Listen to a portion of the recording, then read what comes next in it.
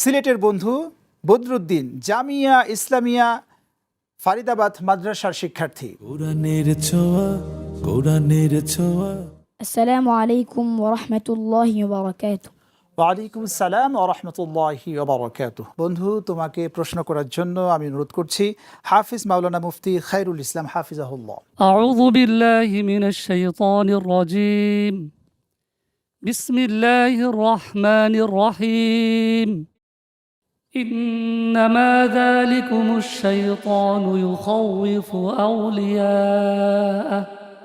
أعوذ بالله من الشيطان الرجيم. بسم الله الرحمن الرحيم.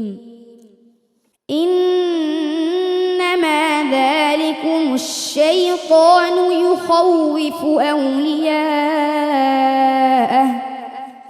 فلا تخافوهم وخافون إن كنتم مؤمنين ولا يحزنك الذين يسارعون في الكفر إنهم لن يضروا الله شيئا يريد الله ألا يجعل لهم حظا في الآخرة ولهم عذاب عظيم.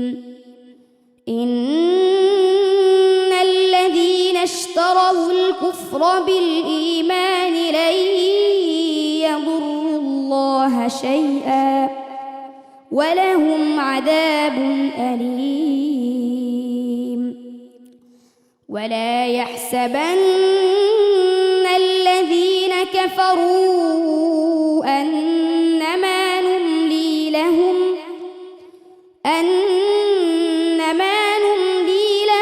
خير لأنفسهم إنما نملي لهم ليزدادوا إثما ولهم عذاب مهين.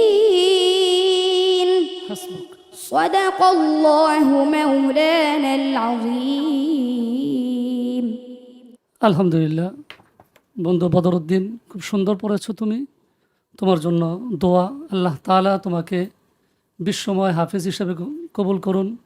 এই পর্যায়ে আমরা জানতে চাইব আমাদের সম্মানিত অতিথির থেকে চট্টগ্রাম থেকে আগত বিশিষ্ট সমাজসেবক ও শিক্ষা অনুরাগী মাওলানা মোহাম্মদ আব্দুল করিম সাহেব। আলহামদুলিল্লাহ, অনেক সুন্দর তেলাওয়াত। আল্লাহ আপনার তেলাওয়াতের যে যোগ্যতা দিয়েছে, এই যোগ্যতা দিয়ে আমাদের সকলের অন্তরকে প্রশান্তি করে দিক এবং প্রতিযোগীর উত্তরোত্তর সফলতা কামনা করছি। আসসালামু আলাইকুম ওয়া রাহমাতুল্লাহি ওয়া বারাকাতুহু। ওয়ালাইকুম আসসালাম ওয়া রাহমাতুল্লাহি ওয়া বারাকাতুহু।